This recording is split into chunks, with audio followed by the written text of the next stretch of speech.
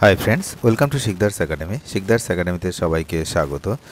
এই ভিডিওতে আমরা একটি গুরুত্বপূর্ণ বিষয় নিয়ে আলোচনা করব যে প্রাক্তন বিচারপতি অভিজিৎ গঙ্গোপাধ্যায়ের একটি রায়কে কার্যত খারিজ করে দিয়েছেন সুপ্রিম কোর্ট।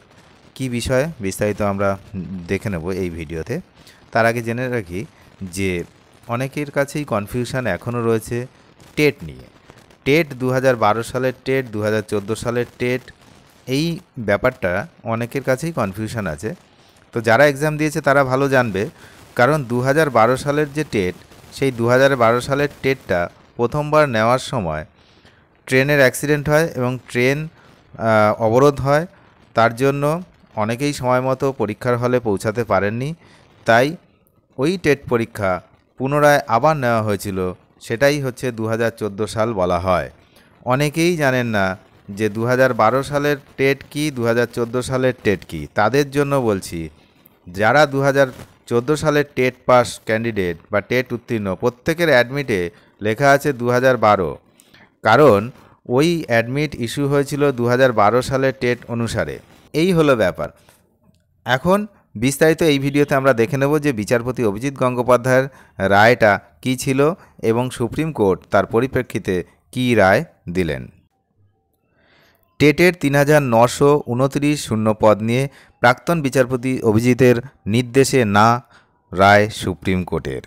2014 সালের টেটের ভিত্তিতে 2016 এবং 2020 সালে দুটি নিয়োগ প্রক্রিয়া সম্পন্ন হয়েছিল। তাতে 3929টি পদ খালি রয়ে যায় আর কি। সেই পদগুলিতে নিয়োগ নিয়ে নতুন রায় দিল সুপ্রিম কোর্ট। 2014 সালের টেটের ভিত্তিতে প্রাথমিকে শিক্ষক নিয়োগের ক্ষেত্রে 3929টি শূন্যপদ নিয়ে জটিলতা তৈরি হয়েছিল। সে বিষয়ে নতুন রায় দিল সুপ্রিম কোর্ট।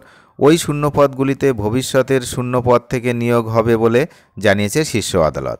তাহলে কার্যত অভিজিৎ গঙ্গোপাধ্যায়ের যে রায়, সেটাকে খারিজ করে দেওয়া হলো। তার কারণ 2014 সালের টেট থেকে আর ওই পদগুলো নেওয়া যাবে না। ওই শূন্যপদগুলিতে ভবিষ্যতের শূন্যপদ থেকে নিয়োগ করা হবে বলে জানিয়েছে শীর্ষ আদালত। 2022 সালের নিয়োগ প্রক্রিয়ার সঙ্গে ওই 3929টি শূন্যপদ যোগ করে দেওয়া হয়েছে, সেই অনুযায়ী নিয়োগ হবে। এই শূন্যপদগুলিতে নিয়োগ নিয়ে এর আগে কলকাতা হাইকোর্ট অন্য নির্দেশ দিয়েছিল। তৎকালীন বিচারপতি অভিজিৎ গঙ্গোপাধ্যায় পদগুলিতে মামলাকারীদের মেধার ভিত্তিতে নিয়োগের নির্দেশ দিয়েছিলেন। হাইকোর্টের সেই নির্দেশকে মান্যতা দেয়নি সুপ্রিম কোর্ট।